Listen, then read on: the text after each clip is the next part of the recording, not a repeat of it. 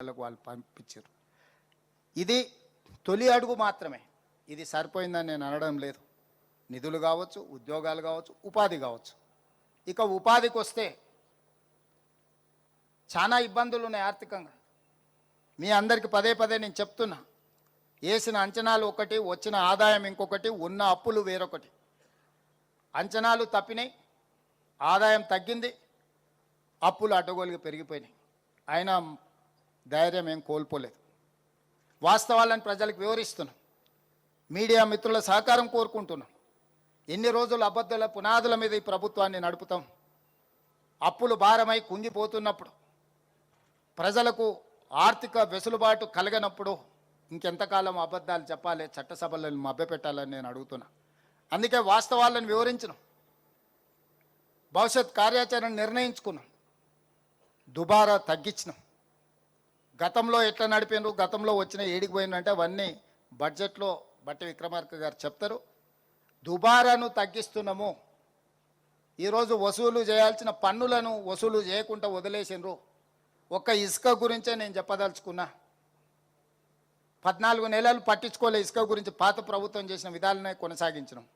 అప్పుడు ప్రతిరోజు 1,25,00,000 నుంచి 1,50,00,000 ఆదాయం వచ్చేది ప్రతిరోజుకు. ఒకసారి కొంచెం అటు ఇటుగా 1,50,00,000 ఆదాయం వచ్చేది. ఒక నెల రోజుల నుంచి నేను గమనించి ఈ ఇసుక మాఫియాకు ఎక్కడో ఒక దగ్గర వాత పెట్టాల్సింది అని ఆలోచన చేసి కొంచెం గట్టిగా అధికారుల మీద ఒత్తిడి తీసుకొస్తే ఈరోజు ఇసుక ఆదాయం ప్రతిరోజు 3 నుంచి 3.5 కోట్లకు పెరిగింది. 100% పైగా ఒక్క నెలలోనే ప్రతిరోజు ఆదాయం పెరిగింది. ఆనాడు 600 కోట్ల రూపాయల ఉన్న ఆదాయం ఈరోజు అంచనా వేస్తే 1,200 కోట్లకు పెరిగే పరిస్థితి వచ్చింది. 30 రోజుల్లో నేను సభలో లెక్క చెప్తా. జిఎస్టీ దేశంలోనే హైయెస్ట్ కలెక్షన్స్ తెలంగాణ రాష్ట్రానికి వచ్చింది. 17% సక్సెస్ రేషియో ఇంప్రూవ్ అయింది.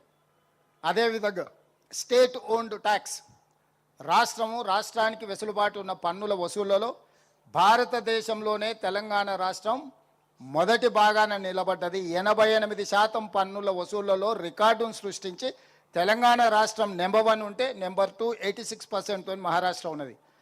ప్రధానమంత్రి రిప్రజెంట్ చేసే గుజరాత్ 6th or 7th ప్లేస్లో ఉన్నది. రాష్ట్రానికి రావాల్సిన ఆదాయ పన్ను వసూళ్లలో ఈ ప్రభుత్వం దేశంలోనే మొదటి స్థానంలో ఉంది. నిరుద్యోగ సమస్య 8.8 ఉంటే తెలంగాణ స్టేట్లో 6.1కి తగ్గించినాం. నిరుద్యోగ సమస్యను తగ్గించినాం. ఇన్ఫ్లేషన్ అంటే నిత్యావసర వస్తువుల ధరల నియంత్రణ.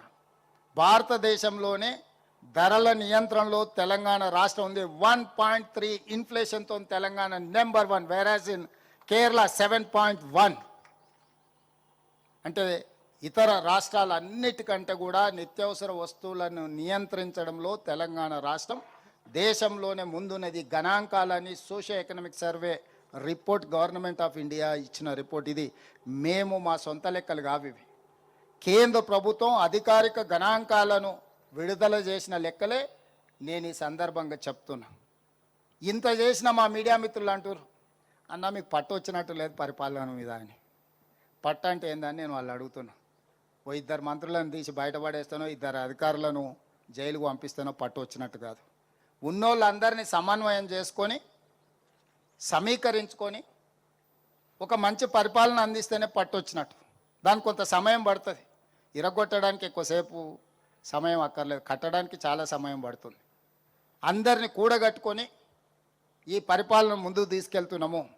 అందులో భాగంగానే ఈరోజు మా శాసనసభ్యులు వస్తున్నారు.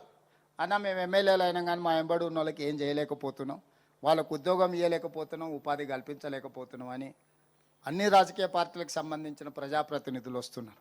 అందుకే ఈరోజు 5 లక్షల మందిని మన చుట్టూతో ఉండి చదువుకున్న వాళ్ళు ఉండి చైతన్యం ఉండి అర్హత ఉన్న వాళ్లకు 50,000 నుంచి 4 లక్షల వరకు స్వయం ఉపాధి పథకం కింద నిధులు మంజూరు చేయించడానికి, అర్హత కలిగిన వాళ్ళకు మంజూరు చేయించడానికి ఈరోజు 6,000 కోట్ల రూపాయలు మీ చేతుల్లో రాబోయే 2 నెలల్లో పెడుతున్నాము. జూన్ 2 నాడు 5 లక్షల మంది లబ్ధిదారులను మనం ప్రకటించబోతున్నాము. ప్రతి నియోజకవర్గానికి 4 నుంచి 5,000 మంది మన ఎంబడి ఉండి అర్హత కలిగిన కార్యకర్తలు కానీ లేకపోతే గ్రామాలలో ఉండే నిరుద్యోగ యువకులు ఎంతమంది ఉంటారు? 2,000, 3,000 ఉండొచ్చు. వాళ్ళందరికీ మీరు పని కల్పించవచ్చు, ఉపాధి కల్పించవచ్చు. శంకర్ కొంచెం ఎక్కువ ఉండొచ్చు, కొంచెం ఎక్కువ అడిగేటట్టు ఉన్నాడు. పర్వాలేదు. నేను ఎందుకు చెప్తున్నా అంటే ఎప్పుడైనా వడ్డించేవాడు మనవాడు ఉన్నా, లేకపోతే వడ్డించాలనుకున్నాడు మనకు తెలిసిన వాడు ఉంటే మొదట వానికే వడ్డిస్తాం.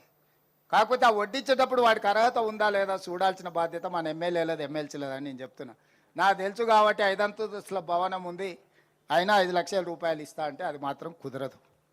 గతంలో అట్లా చేసిన వాళ్ళు ఎక్కడున్నారో మీరు చూసిరు. ఇప్పుడు మాత్రం అట్లా కుదరదని చెప్పి ఈ వేదిక మీద నుంచి మా సహచార మంత్రివర్గ సభ్యులకు, మా మిత్రులకు చెప్తున్నా. నిజమైన నిరుద్యోగ యువకులకి ఇది అందాలి, ఈ ప్రభుత్వం మీద విశ్వాసం కలగాలి. ఈరోజు 57,924 ఉద్యోగాలు ఇచ్చినామంటే పారదర్శకంగా ఇచ్చినాం కాబట్టి ఎక్కడ చిన్న ఆరోపణ మన ప్రభుత్వం మీద లేదు.